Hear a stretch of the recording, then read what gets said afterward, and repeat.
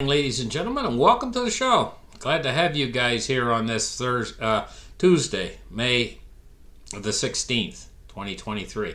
Thank you for tuning in. Glad to have you here. Now, let's get started and let's talk about what if? You know, the worst thing you can do to markets around the world is make them think one thing is going to happen. And then suddenly, out of nowhere, the unexpected happens. So what would the unexpected be? Is if they go too far with this whole debt thing and they fall over the line. Why they don't expect this, why the markets don't expect it, why nobody expects it right now is because every time they get to this situation in the past, they've always passed something at the last minute. But we've never had a situation like this before, where the government just kind of lets things slide now at this point. They're not getting nothing done. Biden's going to make a trip to Japan, to Hiroshima, to the Global 7 Summit. So he ain't going to be able to do nothing. We only got, I got looking at the calendar right here, we only got days left. Janet Yellen's told him, he says, it would trigger an economic global downturn. But more than that, right here, it says U.S. Treasury Secretary Janet Yellen urged Congress on Thursday to raise the debt limit ceiling, warning that a U.S. default would produce an economic and financial catastrophe. A catastrophe that would trigger a global economic downturn and risk undermining the country's ability to provide global leadership. A default would threaten the gains we've worked so hard to make over the past few years in our pandemic recovery, and it would spark a global downturn that would set us back much further, Yellen said on Thursday when she attended the G7 finance ministers and central bankers. Now, okay, we're going to take a look at something else here real quick. So how's it coming? How's it coming? What kind of progress are they making right now? Because we only got days left, remember. We only got days left. McCarthy is at the center of this, and he says the debt ceiling talks is not, and quote unquote, in quotations, not in a good place. That don't sound good. It sounds like they've made no progress whatsoever. And Yellen's warning, time's running out. It says, now here's a tweet, it says, debt ceiling, House Republicans. From sources it says McCarthy stressed the need for unity, and members said they feel ununified. He told them talks could get rough now. Talking GOP House members, it's clear that there is no end game plan. And so what we're looking at here within government right now is they're reaching a limit where the funds are going to run out the end of this month and the start of next month. We're over halfway through this month. And it says they don't have any clear end game plan. This is worth working, flying by the seat of their pants on all this. And we got both sides and neither side's in agreement right now. So, it says House Speaker Kevin McCarthy said on Monday that negotiations over the debt limit with Democrats and President Joe Biden are not in a good place, and that Biden has delayed these talks for over 100 days. And it says we only have so many days left, McCarthy said on Monday, reiterating today that there had been no progress whatsoever. As he said, quote unquote, the president has decided to wait 100 days before he would negotiate. He treated this the same way he treated the border crisis, he said. That's what McCarthy said. Wanting to ignore the problem. Yeah, but see, here's the thing, guys. This is the 16th of the month. We only got till the end of the month. And they've made no progress whatsoever, and Biden's going to fly off to Japan. So, I mean, this is why yesterday I give it a 40% chance of going down.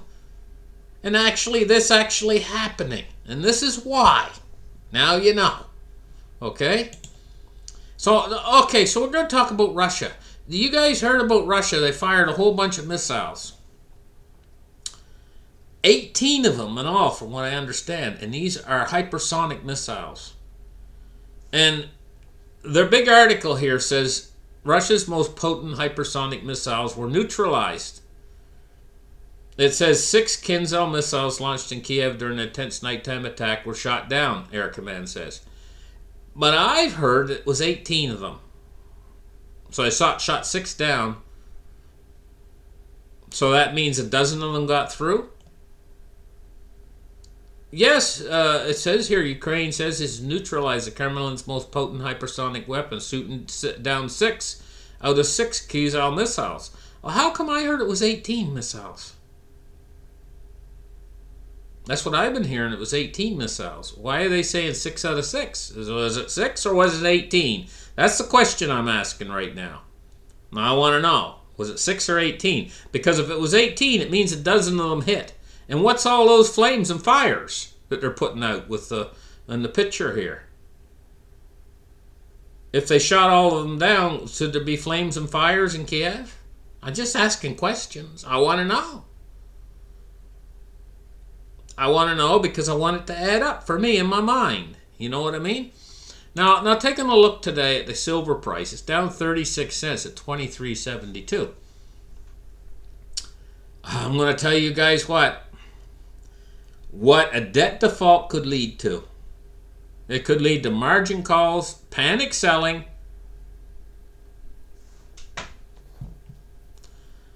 it could be the final straw in what I've been telling you guys about what I call my deflationary spike event. This could be the end of the deflationary spike event.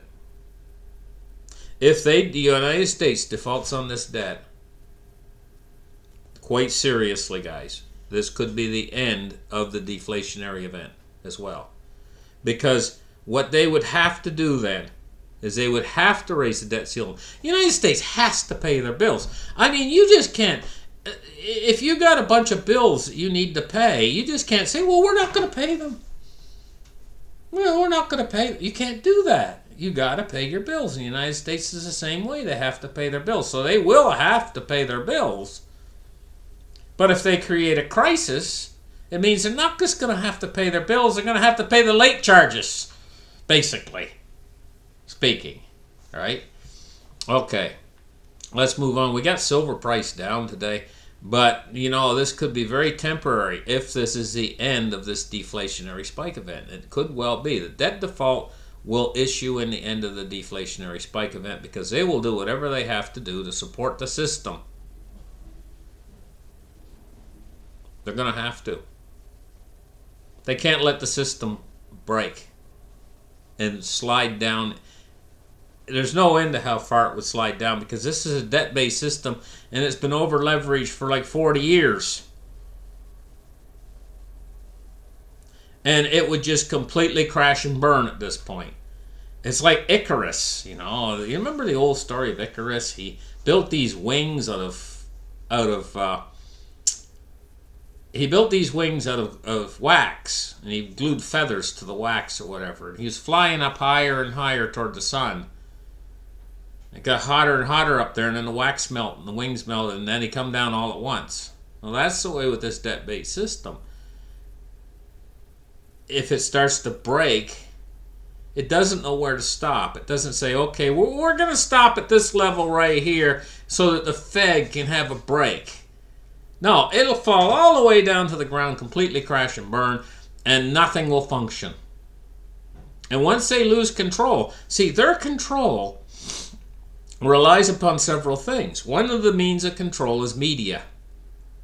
Well, how can the media function if there's no electricity to carry the message? See, there was a time when the kings could maintain control over the world because they had pigeons and stuff, and they'd put little messages in the pigeon. They didn't have media like they have now.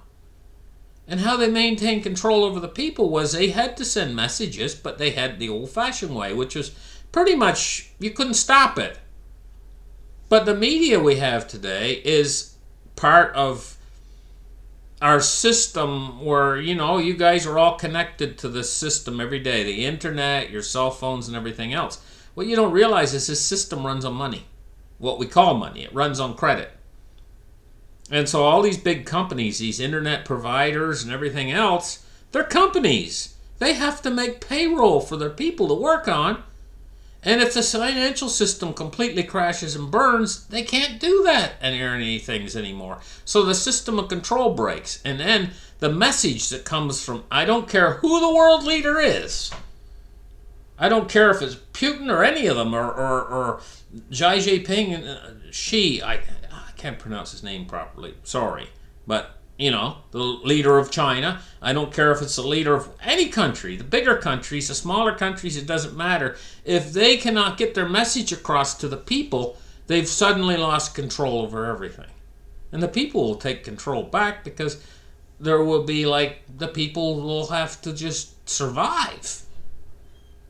It'll be back to a hunter-gatherer type lifestyle. I'm talking about the end of the conclusion of a system. If the system completely breaks monetarily or financially, and it gets to a point where disorder breaks out on a wide scale, then they can't get that order back again, because this order that they have and this ability to control all of us relies upon media, relies upon messaging.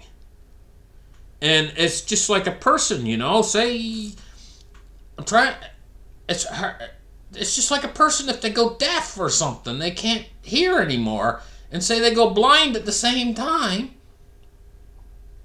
How do you get a message through to a person like that? Say they lose all of their senses. They're in a coma. How do you talk to a person in a coma? Well, that's the way with all the people out here. This media and the ability to send messaging through the internet is how they control the population now. And it all runs on money. So this financial system problems, if you see, one thing leads to another. It's like dominoes falling. If the banks fall, and then the bigger banks all fall, and everybody goes bankrupt, then everybody basically goes home, including the guys who are your internet providers, including the guys who keep the electricity coming to your house, including the guys that put the stock the grocery stores, including the truck drivers, including everybody. It all runs on money. So what is money? It's a bit of paper that they've written on, with nothing backing it whatsoever. It's just all a confidence game. So this is where we're going. We're heading toward breaking that confidence game. And then how do you straighten the whole thing out again? Ugh. Okay. Cryptocurrency today. It's we're looking at 27,026 for Bitcoin and 1818 for Ethereum. They're doing rather well considering what's going on. Considering this deflationary spike event is in its possibly getting near its conclusion, but in its most power. It's got a lot of power right now because the Fed raised rates so fast. This is what's given the deflationary event its energy. And yes, we're not in actual deflation right now. We're in something called disinflation. But at the same time, certain parts of the economy are deflating, meaning people are losing their jobs, banks are going bankrupt, liquidity is moving around inside the system. This is warning signs, signals that we're headed toward this deflationary event reaching its final conclusion. And the debt limit, if they go over the line and they cause the U.S. to be downgraded by the credit rating agencies,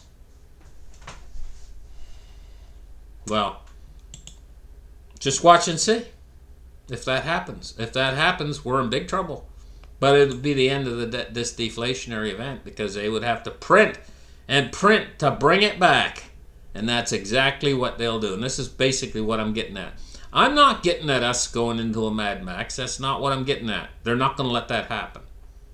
That's what would happen. That's why I talked about it for the last 10 minutes. because that's what would happen. But that's not going to happen because they're going to print to infinity if they have to.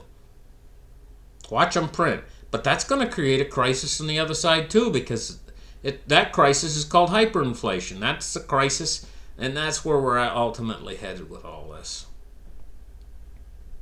So they solved the debt limit crisis, which is what I give a 60% chance of them doing.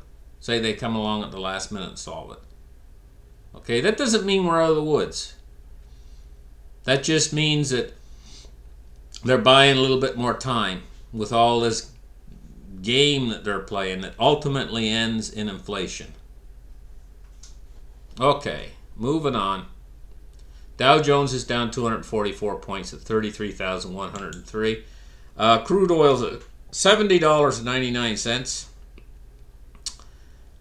Taking a look at bonds and rates today, and we're looking at rising yields, especially on the long end. The U.S. 10-year is up 4.1 basis points at 3.549, and the U.S. 30-year is at 3.87. It's up 3 basis points. Taking a look at the U.S. dollar index today, and we're at 102.56. Thank you guys for listening to my show. Like and subscribe. Remember, we got only about 2 weeks left is all. Less than 2 weeks. And they better get something done, and they're not doing anything right now. So, we're going to have to wait and see if they can actually do it or not. Catch you guys in the next show. Bye-bye.